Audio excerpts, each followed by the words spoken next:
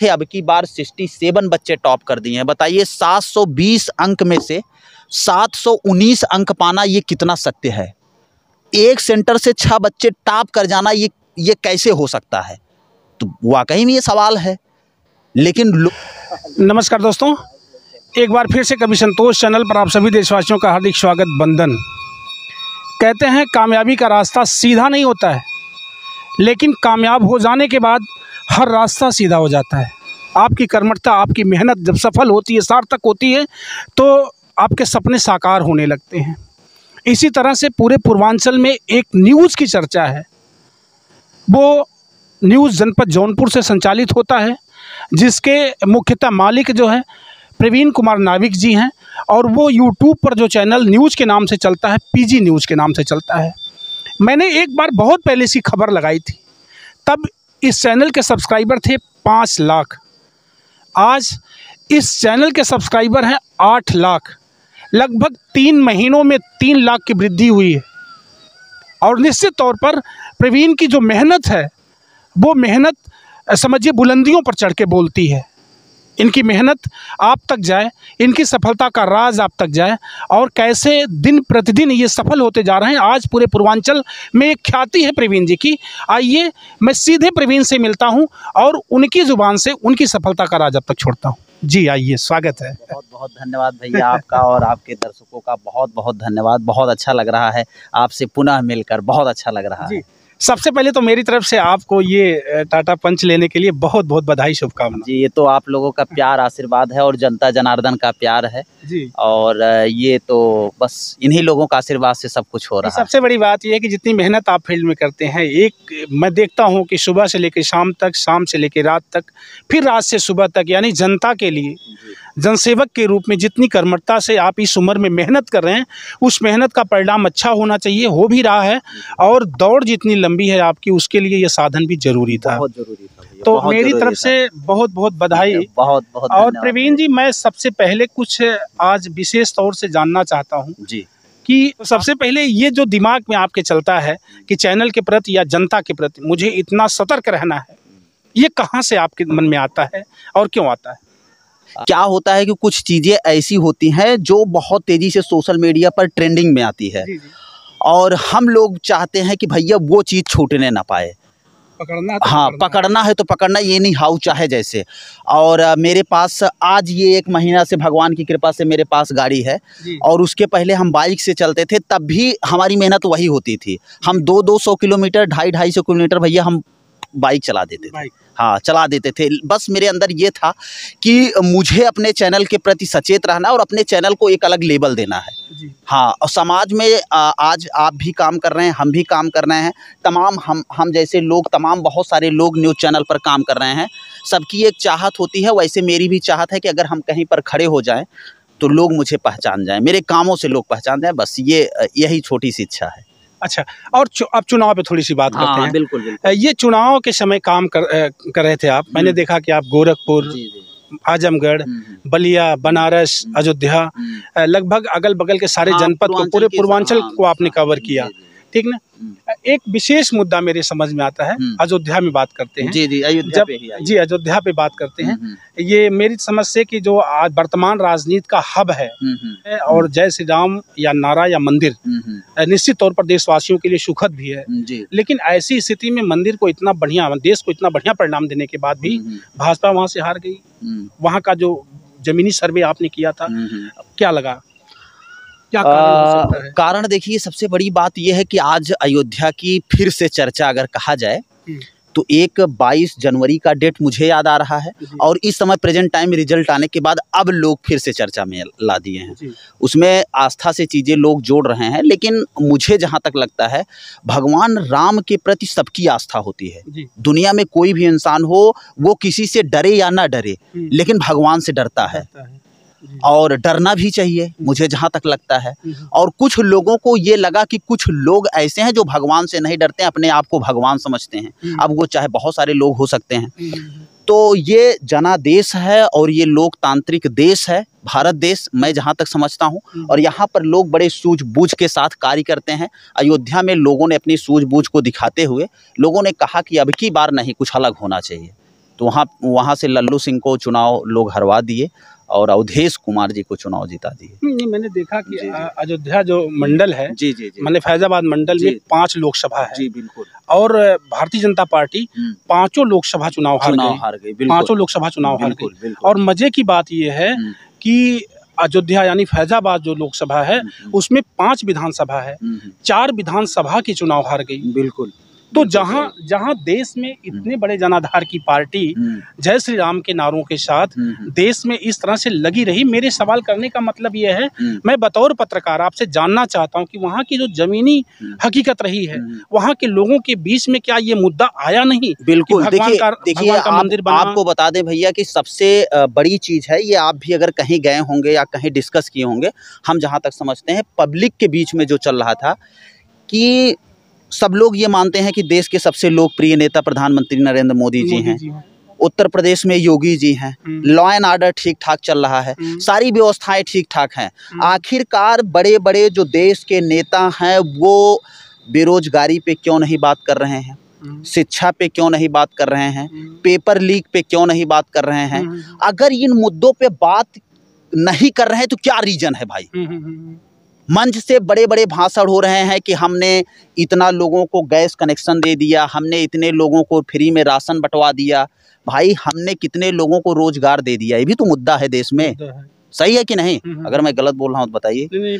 तो लोगों के जहन में ये मुद्दे चल रहे थे भैया, जो हम लोग ग्राउंड पे देखे। और मैं आपको बता दूं, मैंने तो कई जगह ये बात बोल दिया अपने ऑन कैमरा, बहुत सारी चीजें मैंने बताया लोगों को कि भारतीय जनता पार्टी के कार्यकर्ता साहब नाराज हैं, इस समय नाराज थे। कई लोकसभा सीटों में मैंने ये देखा कि भैया ये बताइए कि जब हम लोग बार बार शीर्ष नेतृत्व से ये कह रहे हैं कि कैंडिडेट बदलिए, कैंडिडेट बदलिए, कैंडिडेट बदलिए, क्या ये लोग समझते हैं, तानाशाह समझते हैं कि मतलब मैं जो चाहूँगा वो होगा? तो इसलिए भैया अब की बार हम लोग नोटा दबा देंगे लेकिन बीजेपी को वोट नहीं करेंगे। बहुत सारे लोगों ने ऐसे बोला और वो सब वीडियो हमारे पास है, मैंने वीडियो को बराबर दिखाया है अपने न्यूज़ चैनल के जरिए। तो इतना नाराजगी जब लोगों के अंदर आ जाएगी तो कहीं न कहीं कुछ न कुछ लफड़ा तो होगा। और बहुत सारे लोगों ने हमसे जानने का प्रयास किया कि आपके सर्वे के अनुसार क्या होने वाला है। रिजल्ट आने के पहले मैंने कई लोगों से बोल दिया था, हमारा फेसबुक लाइव है रिजल्ट आने से पहले, एक बार आप चला के सुन भी सकते हैं। मैंने अपने लाइव में बता दिया था, मैंने वोट देने के लिए अपने जौनपुर में 25 तारीख को वोट था, उसके पहले मैं लोगों से अपील कर रहा था कि लोकतंत्र का ये महापर्व है, आप सभी निकलिए घर से और ज़्यादा से ज़्यादा वोट करिए। लेकिन मैंने उस समय ये भी बात बोल दिया था, बहुत सारे लोगों ने हमसे कमेंट में पूछ रहे थे कि भैया आपके हिसाब से क्या लग रहा है, किसकी सरकार बनेगी? तो हमने उस समय बता दिया था कि यूपी का चौंकाने वाला रिजल्ट आएगा। और वाकई में यूपी का जो रिजल्ट है वो चौंकाने वाला रिजल्ट है। अखिलेश यादव की लोग बड़ी भूमिका मान रहे हैं और देश के सबसे बड़ी तीसरी बड़ी पार्टी बन गई। हाँ, अब ये समझ लीजिए। तो कहीं न कहीं ये लोगों का जनादेश था और ये लोग चाहे हैं। ऐसे में विपक्ष का मजबूत होना भी मेरी समझ से बेहतर होगा देश के लिए। बिल्कुल। अच्छा, और एक मुद्दा और है, जब हम और आप या कोई भी बंधु जब पत्रकार की भूमिका में आता है तो देश की व्यवस्था के लिए पत्रकार यानी मीडिया जो है ये चौथा स्तंभ है। बिल्कुल बिल्कुल। ऐसे में कुछ पत्रकारों को, कुछ पत्रकार बड़े लेवल के जो पत्रकार हैं वो गोदी मीडिया कहना, चापलूस मीडिया कहना, इस तरह के शब्दों का इस्तेमाल करते हैं। तो जो जंग चल रहा है पत्रकारों के बीच में या जो हम लोग देखते हैं, ऐसे में क्या लगता है कि पत्रकारिता की निष्पक्षता मरी जा रही है? लोग कह रहे हैं कि जो स्ट्रीम मीडिया है लोग उसके ऊपर आरोप लगाते हैं और क्यों लगाते हैं ये तो मुझे नहीं पता है, लेकिन आम पब्लिक है, जैसे एग्जाम्पल देना पड़ेगा। सोशल मीडिया पर वीडियो भी वायरल हुआ था, आप जानते भी हैं। अंजना ओम कश्यप देवरिया गई थी, आपने देखा हेलीकॉप्टर से उतरते ही पब्लिक का आक्रोश क्या था। तो कहीं न कहीं मुझे लगता है कि चाहे वो बड़ी मीडिया हो चाहे जो हो, अगर वो निष्पक्षता से कार्य नहीं करेंगे तो यही पब्लिक है जो हम लोगों को दिन रात जीरो से हीरो बनाती है और यही पब्लिक है जो हम लोगों को गिराती है।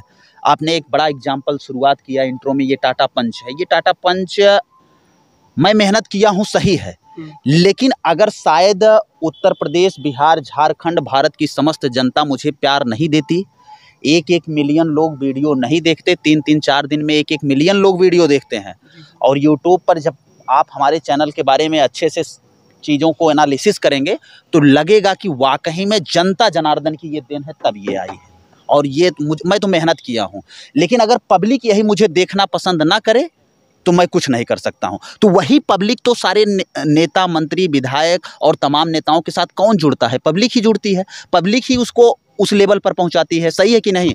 तो अगर जब तक ये लोग, इन लोगों का प्यार मिलेगा तब तक हम सत्ता कुर्सी पर बने रहेंगे। नहीं तो ये हमको 5 साल में एक बार जरूर सिखाते हैं कि ये हम लोगों के हाथ में है, चाहेंगे तो आपको बैठा देंगे और चाहे तो उतार देंगे। बहरहाल मेरे साथ तो बहुत कम सब्सक्राइबर हैं, बहुत छोटे लोग हैं मेरे चैनल को वॉच करने वाले, लेकिन फिर भी मैं चाहता हूँ कि आपके 15,000 है ना? हाँ, 15,000 है ना? बिल्कुल। तो 15,000 ये कब 15 लाख में कन्वर्ट हो जाएंगे, कब 1 लाख में कन्वर्ट हो जाएंगे, आप पता नहीं पाएंगे भैया। ये एकदम ये सत्य है। किस दिन कौन सी वीडियो आपकी कई मिलियन चली जाएगी, ना ये आपको पता है ना मुझे पता है। जब मैं खबरें बनाता हूँ, जब मैं वीडियोस करता हूँ, तो मुझे खुद नहीं पता रहता है कि ये वीडियो कैसे चली जाएगी, लेकिन कंटेंट जो है वो दिमाग में आता है, मेहनत से काम करते हैं, उस पर पूरा रिसर्च करके काम करते हैं, पता लगता है वो वीडियो 2-3 दिन में मिलियन निकल जाती है। तो ये 15,000 आपके लिए भगवान है, और इन लोगों से ये बताना चाहते हैं कि अगर आप लोगों को लग रहा है, अगर आप लोगों को लग रहा है कि ये चीज़ें गलत है, तो जमकर विरोध करिए। आप ऐसे देश में खड़े हुए हैं जहां पर आपको पूरा बोलने का अधिकार है। आर्टिकल 19 हमें क्या कहता है कि आप अपनी बातों को देश में कहीं पर भी खड़े होकर रख सकते हैं। तो आराम से रखिए, कोई दिक्कत नहीं। हालांकि बहुत सारे लोग डरते हैं, लेकिन डरना नहीं चाहिए मुझे जहां तक। अब चुनाव खत्म हो गया, किस मुद्दे पे काम करेंगे आप? चुनाव खत्म हो गया, बहुत सारी चीज़ें हैं। हम लोग न्यूज़ क्रिएटर हैं, तो न्यूज़ का मतलब ये है कि कुछ न कुछ आपको हमेशा मिलता रहता है। हर महीने कोई न कोई ऐसी स्टोरी आती है जो देश में बहुत तेज़ी से चर्चा में होती है। आप आज यहाँ पर खड़े होकर बात कर रहे हैं, लेकिन मुझे लगता है कि नीट पर भी हम लोगों को बात करना चाहिए। अभी नीट का पेपर हुआ है, नीट का 4 तारीख को रिजल्ट आया है। नीट में भी बड़े स्ट्रीम मीडिया, बड़े लोग धांधली बता रहे हैं। हर साल जहाँ पर कम से कम बच्चे टॉप करते थे, अब की बार 67 बच्चे टॉप कर दिए हैं। बताइए, 720 अंक में से 719 अंक पाना, ये कितना सत्य है? एक सेंटर से 6 बच्चे टॉप कर जाना, ये कैसे हो सकता है? लोग अब सवाल से भटकते जा रहे हैं, कहीं न कहीं लोग बहकाने के चक्कर में अपने मुद्दे को छोड़ दे रहे हैं। तो ये सब सवाल है। अब बताइए कि ये जवाब होना चाहिए, जवाब होना चाहिए। हाँ, जवाब होना चाहिए। और आपको बता दें, मुझे जहाँ तक लगता है कि ये नीट एग्ज़ाम जो करवाया है, उसके ऊपर बहुत जल्दी से जल्दी कुछ न कुछ बड़ी कार्रवाई हो जाएगी। क्योंकि आपको बता दें कि बहुत सारे ऐसे बच्चे हैं जो दिन रात मेहनत किए थे और उन्हें उम्मीद थी कि इस वर्ष हम डॉक्टर बन जाएंगे। वो छत से कूद कर वो खुदकुशी, 3 बच्चे खुदकुशी कर, 3 केसेस है। तो बताइए, ये बड़ा मुद्दा है, इस पर हम लोगों को भी बात करना चाहिए। वाकई में देश में क्या चल रहा है? अगर अब वो बच्चे डॉक्टर बनेंगे जो सेटिंग प्लान से हुए हैं, जो ऐसा माना जा रहा है, हालांकि भाई सत्यता नहीं है कि मैं एकदम 100% श्योर होके बोला, हो सकता है कि आपकी क्लिप काट कर हमारे ऊपर भी कल केस करवा दिया जाए, कुछ भी हो सकता है। सही है कि नहीं? तो क्या है कि अब जो बच्चे जिन बच्चों को दिखाया जा रहा है, एक एग्जाम से 6 बच्चे टॉप कर रहे हैं, हमें तो लगता है कि एक बार उनको बैठा के फिर से उनका एग्जाम होना चाहिए, वाइवा की तरह होना चाहिए। रियल में देखना चाहिए कि फिजिक्स, केमिस्ट्री, बायोलॉजी जो इतना टफ सब्जेक्ट होता है, ये वाकई में सॉल्व कर सकते हैं। बायोलॉजी का स्टूडेंट होता है, बायोलॉजी लोग पढ़ के तब जाके नीट देते हैं। फिजिक्स और केमिस्ट्री उनका वीक होता है। केमिस्ट्री हालांकि ठीक ठाक होता है, लेकिन फिजिक्स जो होता है पूरा मैथमेटिकल होता है। तो फिजिक्स कमजोर होता है। भाई कैसे 720 में 719 बच्चा ला सकता है? और 67 बच्चों ने ये कारनामा कर दिया है। अब ये डॉक्टर अगर बन जाएंगे भैया, तो कैसी सेवा अस्पताल में करेंगे? अब ये आप बता सकते हैं। ये हम क्या बताएंगे? ये तो परीक्षा आयुक्त को बताना चाहिए। और निश्चित तौर पर नीट में जो ये बहुत बड़ी गड़बड़ी है, देश की जनता या देश के परीक्षार्थी इस सवाल को जानना चाहते हैं। इस सवाल के जवाब को जानना चाहते हैं देश के सारे बच्चे। और ऐसे में बच्चों से मैं निवेदन करूंगा, मेरे चैनल को वॉच करने वाले बच्चे जो तैयारी कर रहे हैं, वो किसी भी तरह की गड़बड़ी के लिए ना सोचें, मेहनत करें, परिणाम अच्छा होगा। और मैं जाते जबाते बस आपसे और एक सवाल करना चाहूँगा कि मेरे दर्शकों के लिए और इस चैनल पर काम करने वाले और बच्चों के लिए क्या कहना चाहेंगे? जितने भी लोग आपके चैनल को क्रिएटर लोग अगर देख रहे हैं, तो उनसे ये निवेदन है कि अपने ऊपर विश्वास करके दिन रात काम करें। एक दिन ज़रूर 110% सक्सेस होंगे। और मुझे उम्मीद है कि जब आप पहली बार इंटरव्यू किए थे, तब 4 से 5 हज़ार कितना सब्सक्राइबर था उस समय आपका? 3-4 हज़ार था, 1300 था। आप बताइए, और आज 15,000 हैं। और आज ये बात बोल के जा रहा हूँ कि अब की बार अगर अब आप मेरा इंटरव्यू करेंगे, सिल्वर प्ले बटन धारक आप रहेंगे। 1 लाख प्लस सब्सक्राइबर होगा, देख लीजिएगा।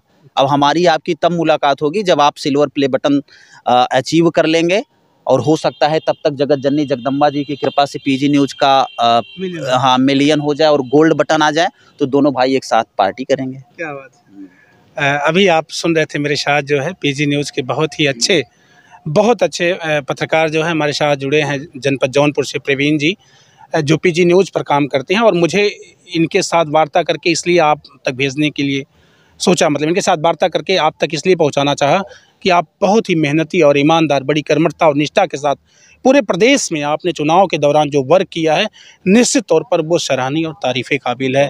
उसका परिणाम आप जैसे भाइयों उसका परिणाम आपके सामने है, और मेहनत भी करते हैं आप। आपको पुनः बधाई इस गाड़ी के लिए, आपकी मेहनत के लिए, आपकी कर्मठता के लिए। बहुत बहुत धन्यवाद। बहुत बहुत धन्यवाद भैया। बस ऐसे प्यार आशीर्वाद भैया का मिलता रहे, जनपद जौनपुर वासियों का मिलता रहे। बाकी तहलका मचाने के लिए हम लोग हैं, आप भी हैं, और आप भी इस फील्ड में आ गए हैं। मुझे बहुत अच्छा लगता है। चलिए अब हम लोगों के सीनियर बड़े भाई संतोष भैया जी भी आ गए हैं।